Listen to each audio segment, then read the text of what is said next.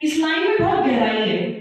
लक्ष्य, आज के युवाओं को लक्ष्य क्या होता है शायद पता ही नहीं। हमें तो ये नहीं पता कि हम अगले दिन क्या करेंगे। सच है या झूठ है?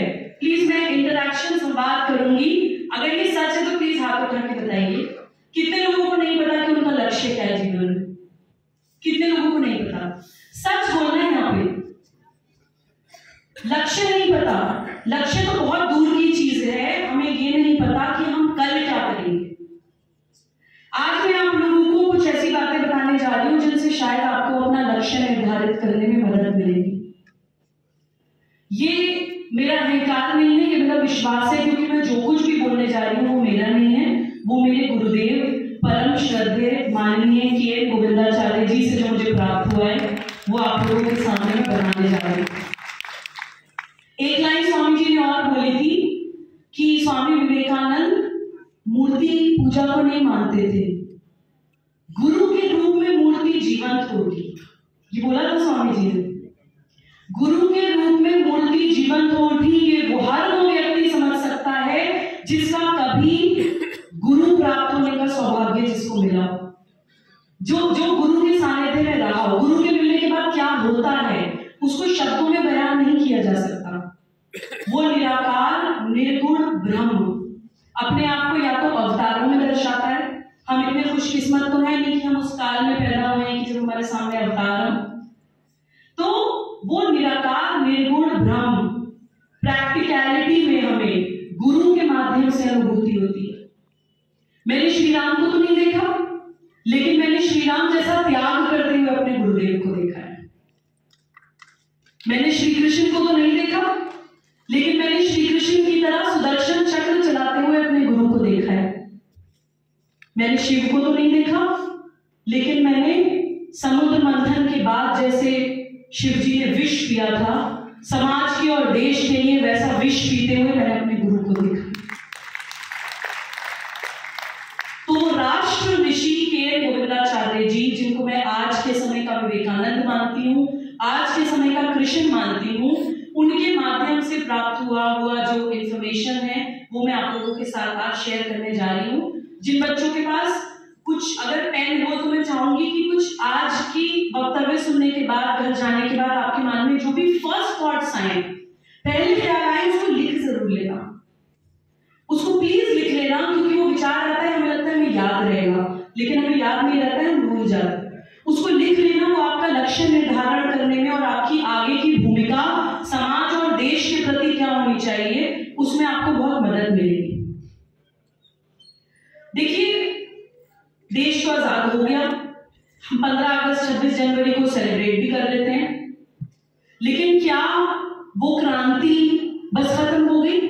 क्या आज हमारे देश को स्वामी विवेकानंद की जरूरत नहीं है?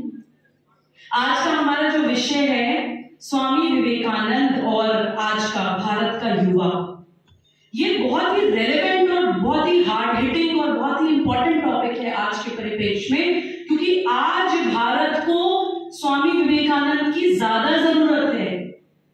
जिस समय थी जितनी जरूरत, उससे कहीं गुना ज्यादा जरूरत आज है, क्योंकि आज हमारा देश कई मोर्चों पे लड़ाई लड़ रहा है। वो सारे मोर्चे भी मैं आपको बताने की कोशिश करूंगी, लेकिन और क्लैरिटी से समझने के लिए कहानी की तरह समझेंगे। हमें बचपन से बताया जाता है हमारा देश विश्व गुरु था। हमारा देश विश्व गुरु क्यों था? क्या वो हीरे जवाहरात सोने चांदी के कारण था कि अंग्रेज आए जी, वो कोई नूर कोई ले गया, कोई कुछ ले गया, सोने की चिड़िया जो कहा जाता है, क्या हम विश्व गुरु उस कारण थे? हम मटेरियलिस्टिक गेम के कारण तो विश्व गुरु हो ही नहीं सकते, क्योंकि हमारा देश तो वैसे भी त्याग की बात करता है, वैराग्य की बात करता है। हम तो भोग और भौतिक जीवन को बहुत ज्यादा कुछ मानते ही नहीं है। तो ऐसा क्या कारण था कि हम विश्व गुरु थे?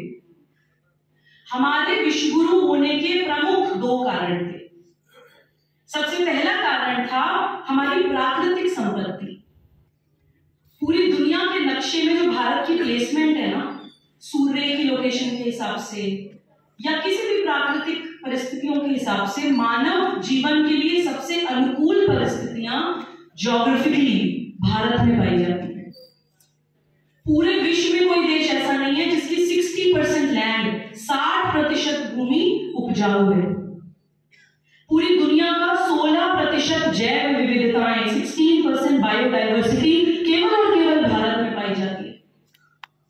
विश्व की सर्वश्रेष्ठ कामधेनु यानी कि गाय, जिसको आज विदेशी लोग A2 मिल्क करके पेटेंट कराने की कोशिश कर रहे हैं, बच्चों के लिए जानने की जरूरत है। वो लोग बड़ी बड़ी इंडस्ट्रीज खड़ी कर देना चाहते हैं और हम अपनी उस गाय का महत्व भूल रहे हैं। विश्व की सर्वश्रेष्ठ नदियां केवल और केवल भारत में पाई जाती हैं, चाहे वो आध्यात्मिक दृष्टि से हो, चाहे वो मेडिसिनल प्रॉपर्टीज हो। गंगा जी के बारे में कहते हैं कि कितने किलोमीटर के हर्बल जंगल से होती हुई वो आती हैं। मौत के अलावा शायद हर बीमारी का इलाज गंगा जल में होता है। ये मैं आपको वो फैक्ट बता रही हूं जिनके कारण हम विश्वगुरु थे, और ये हमसे कोई छीन के नहीं गया है, ये हमारे पास आज भी है। आज पूरी दुनिया में जो भी जंग हो रही है, जो भी लड़ाई हो रही है, वो केवल और केवल हर देश की प्राकृतिक संपत्ति के कारण हो रही है। हम लोग पढ़ लेते हैं टीवी में, तालिबान ने कैप्चर कर लिया अफगानिस्तान को। Nobody was interested in Afghanistan. They were only interested in the lithium reserves it had. इस कारण सब लोग किसी भी देश की तरफ देखते हैं कि इसको तोड़ो। तो वो प्राकृतिक संपत्ति आज भी हमारे पास प्रचुर मात्रा में है। यही कारण है कि बहुत सारी भारत विरोधी मानसिकताएं हमारी तरफ देख रही। लेकिन इतना कुछ होने के बाद भी हम विश्वगुरु हैं क्यों नहीं? प्राकृतिक संपत्ति तो हमारी कोई लेके गया नहीं है। उसका कारण ये है कि हम अपने विश्वगुरु होने की जो रीजन है उनको जानते नहीं। पहला रीजन मैंने आपको बताया कि हमारी प्राकृतिक संपत्ति। दूसरा रीजन है हमारी आध्यात्मिक एकता, यानी कि हम किसी भी भाषा, किसी भी जाति, किसी भी क्षेत्र, किसी भी संप्रदाय के हो, वो ब्रह्म तत्व, वो परमात्मा, वो अल्लाह का नूर, वो ईश्वर हमारे अंदर विराजमान है। यही बताने के लिए स्वामी विवेकानंद आए थे। अहम ब्रह्मास्मि बताते थे, बोलते थे। वेदांत का दर्शन वो सिंपल भाषा में युवाओं तक पहुंचा रहे थे, सिंपल लैंग्वेज में। देखिए, जिन लोगों को वेद समझ नहीं आते हैं उनके लिए उपनिषद है, जिन लोगों को उपनिषद समझ नहीं आते हैं उनके लिए भगवद गीता है, जिन लोगों को भगवद गीता समझ नहीं आती है उनके लिए भक्ति काल के किसी भी कवि को उठा के पढ़ लीजिए, सूरदास को पढ़ लीजिए, कबीरदास को पढ़ लीजिए, सब वेदों का ही ज्ञान है। जो समझ आता है वो पढ़ लीजिए, घूम फिर के बात नहीं जाएगी अहम ब्रह्मास्मि। क्योंकि वेद संस्कृत में होते हैं तो युवाओं को समझ नहीं आते हैं। तो मैं युवाओं को एक सूत्र देके जाना चाहती हूँ। हम लोगों को कई बार अच्छे गुरु नहीं मिलते हैं, संस्कृत हम समझ नहीं पाते हैं, तो वेदों का ज्ञान हमें मिल नहीं पाता है। अगर वेदों की कोई एक चीज हमें उठानी चाहिए और आत्मसात करनी चाहिए तो वो हर वेद का एक महावाक्य है। हर वेद का पूरा सार, पूरा ज्ञान, पूरा निचोड़ एक महावाक्य में। एक वेद कहता है अहम ब्रह्मास्मि, मैं ही ब्रह्म। दूसरा वेद कहता है तत्त्वमसि, तुम भी वही हो। यहां पर मौजूद हर व्यक्ति के अंदर वो ब्रह्म तत्व विराजमान है। तीसरा वेद कहता है अयम आत्मा ब्रह्म, यानी कि मेरी जो आत्मा है वो ब्रह्म है। चौथा वेद कहता है प्रज्ञानम ब्रह्म, यानी कि इस चीज का ज्ञान होना ही ब्रह्म है। इतनी सी बात, इतना सा लॉजिक और इतनी सी साइंस भारत भूल गया है। भारत के युवा भूल गए अपनी प्राकृतिक संपत्ति